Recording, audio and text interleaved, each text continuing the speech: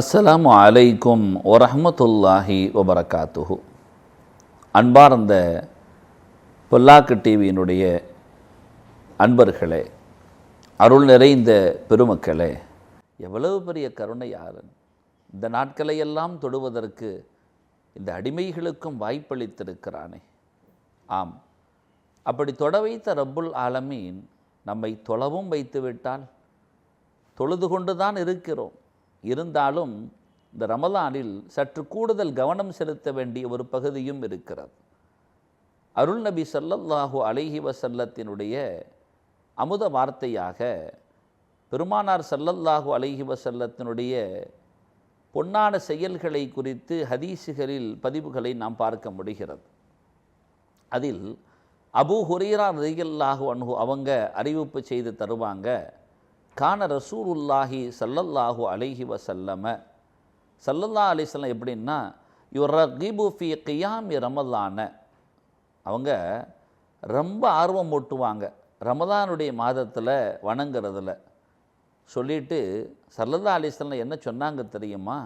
மன் காம ரமலான, யார் ஒருவர் ரமலானுடைய மாதத்தில் நின்று வணங்குவாரோ தொழுது கொள்வாரோ, ஈமானன் வஹ்திசாபன், அவர் நம்பிக்கை கொண்டவராக, இறை சமூகத்திலிருந்து நன்மைகளை ஆதரவு வைத்தவராக யார் தொழுவார்களோ, குஃபிர லஹு மாத கத்தம மின் தன்பிஹி, அவருக்கு அவருடைய பாவங்கள் எல்லாம், முன்னால் செய்த பாவங்கள் எல்லாம் மன்னிக்கப்பட்டு போயிடும் அப்படிங்கிற தகவலை ஸல்லல்லாஹு அலைஹி வஸல்லம் சொல்லியிருக்கிறத நம்ம பார்க்க முடிகிறது. இமாம் ஜமாஅத்தோட தொழுகிறத அமைத்து கொள்ளணும்.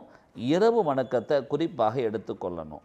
மன் சல்லா கியாம ரமலான ஹல்ஃபல் இமாமி, ஸல்லல்லாஹு அலைஹி வஸல்லம் அவங்களுடைய ஒரு வார்த்தையாக கூட இப்படி பதியப்படும், மன் காம மஅல் இமாமி, யார் இமாமோடு சேர்ந்து தொழுகிறாங்களோ, ஹத்தா என் சரிஃப, இமாம் தொழுது முடிக்கிற வரைக்கும் இடை முறித்து விடாமல் அவர்களோடு சேர்ந்து தொழுகையை தொழுது முடிப்பாங்களோ, குதிப லஹு கியாமுலைலத்தின், இரவு முழுவதும் நின்று தொழுதால் என்ன நன்மை கிடைக்குமோ அந்த வாக்கியம் கிடைக்கும். சில அறிஞர்கள் இப்படி கூட சொல்வார்கள், ரமலானில் ஐஷாவுடைய தொழுகை ஃபஜ்ருடைய தொழுகை இரண்டையும் ஜமாஅத்தோடு யார் தொழுவாரோ கியாமுல் இரவெல்லாம் நின்று தொழுத பாக்கியத்தை பெற முடியும்னு சொல்லி. ஆம், அவரவருக்கு அந்த நன்மை கிடைக்கும். அப்போ இரவெல்லாம் நின்று வணங்குறாங்க, அப்போ அவங்களுக்கும் இதுவும் ஒரே நன்மையா என்றால் அப்படி அல்ல. அல்லாஹ்வுக்கு தெரியும் எதற்காக இவர் எவ்வளோ தொழுதிருக்கிறாரு அப்படின்னு சொல்லி. அந்த உள்ளமெல்லாம் எதை சார்ந்திருக்கிறதோ அதனால் கிடைக்கும். ஆனால் இந்த உலகத்தில் நமக்கு கிடைக்கிற நன்மை பாக்கியத்தை நழுவ விட்டுட்டோம்னா மிகப்பெரிய கவலை நாளைக்கு நாம் கபரிலையும் மறுமையிலையும் பெற வேண்டியதாயிடும். இறைமறை குர்ஆன் சூரா அஸ்-சஜ்தாவினுடைய 16வது வசனம் இப்படி சொல்லி காட்டும், தத்த ஜாஃபா ஜுனூபுஹும் அனில் மதாஜி, கொஞ்சம் ஓய்வாக படுக்கிறது இருக்கு இல்லையா, அதிலிருந்து தன்னுடைய முதுகுகளை எழுப்பிடுவாங்க. யார்? நன்மக்கள்.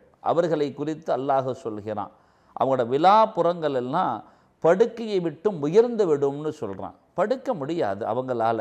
படுத்தால் கூட அவங்களுக்கு சிந்தனை, இப்போ நல்ல வியாபார நேரம்னு வைங்களேன், அதிகமான அந்த சந்தை களகட்டி நிற்கிற நேரம், இவருக்கு ஒரு டயர்டு தானே வச்சுக்கிடுவோம், இவர் போய் படுத்துடுவாரா? அந்த நேரத்தில் சம்பாதிக்கிறது எவ்வளவு பெரிய மகத்தான ஒரு கூலியை பெற்றுத்தரும்.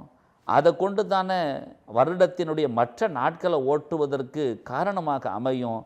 அந்த வியாபாரி இடத்துல போய் கொஞ்சம் தூங்குங்களேன், முகத்தில் ரொம்ப டயர்டாக தெரியுத, எதுக்கு போட்டு ரொம்ப சிரமம் எடுக்கிறீங்க அப்படின்னா, இப்போ நான் அந்த சிரமத்தை எடுக்கலைன்னா பின்னாடி நான் ரொம்ப கஷ்டப்பட வேண்டியது ஆகிடும், பரவாயில்லை இதை நான் பொறுத்து கொள்கிறேன் அப்படின்னு சொல்கிறாரு. பார்த்தீங்களா?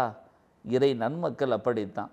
இந்த ரமலானில் சங்கையான இரவு நேரத்தில் அல்லாஹ் எதிர்பார்த்து காத்திருக்கிற வேளையில், தன் அடியார்களின் மீது அவனுடைய அருட்பார்வையை செலுத்துகிற நேரத்தில், என்கிட்ட யாராவது கேட்குறவங்க இருக்கிறீங்களா, ஹல்மின் முஸ்தகஃபிரின்னு சொல்லி அல்லாஹ் கேட்குற நேரத்தில், ஹல்மின் முபுத்தலின்னு கேட்குற நேரத்தில், நீ கேட்டுக்கிட்டே இரு, நான் போய் எனக்கு ரொம்ப டயர்டாக இருக்குது தூங்குறேன்னு போயிடுவாங்க நினைக்கிறீங்களா?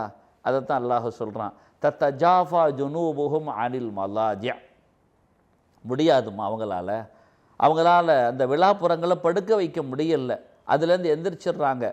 அல்லாஹ் மீது கொண்ட அச்சம், அவன் மீது கொண்ட ஆவல், எரபுள்ள எதிர்பார்க்குறான், அவன்ல கூப்பிடுறான். என்னால் எப்படி போகாமல் இருக்க முடியும்? இந்த நேரத்தில் நான் எப்படி பராமுகமாக இருக்க முடியும்?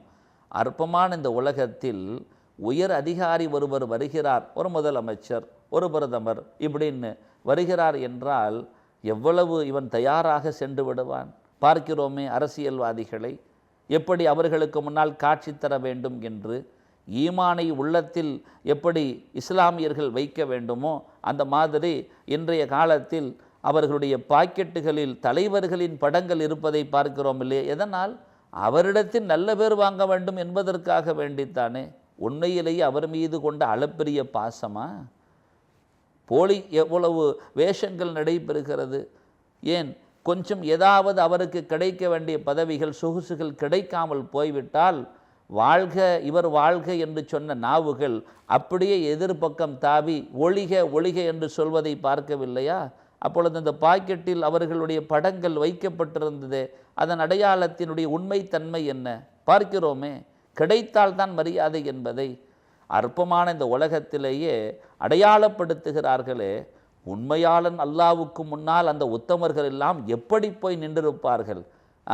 அவ்வளவு தூரம் ஆர்வமாக இறை சமூகத்தில் தன் அடையாளத்தை பதித்து விட வேண்டும் என்பதில் எவ்வளவு ஆசை பிரயாசை கொண்டிருப்பார்கள். அந்த நன்மக்களை குறித்து அல்லாஹ் சொல்கிறான். சூரா அத்-தாரியாத்தினுடைய 17-18 வசனத்தில் சொல்கிறான், கானு அந்த உத்தமர்கள் எல்லாம் எப்படி தன்னை அமைத்து கொள்வார்கள் தெரியுமா? கலீலம் மினல் லைலி மா யஹ்ஜஊன் வபில் அஸ்ஹாரி ஹும் யஸ்தக்ஃபிரூன். இரவில் கொஞ்ச நேரம்தான் ஓய்வெடுப்பாங்க, நிறைய நேரம் அல்லாஹ் சமூகத்தில் போய் நின்றுவாங்க. சஹருடைய நேரம் இருக்குது பார்த்தீங்களா, எவ்வளோ பாக்கியமான நேரம் தெரியுமா?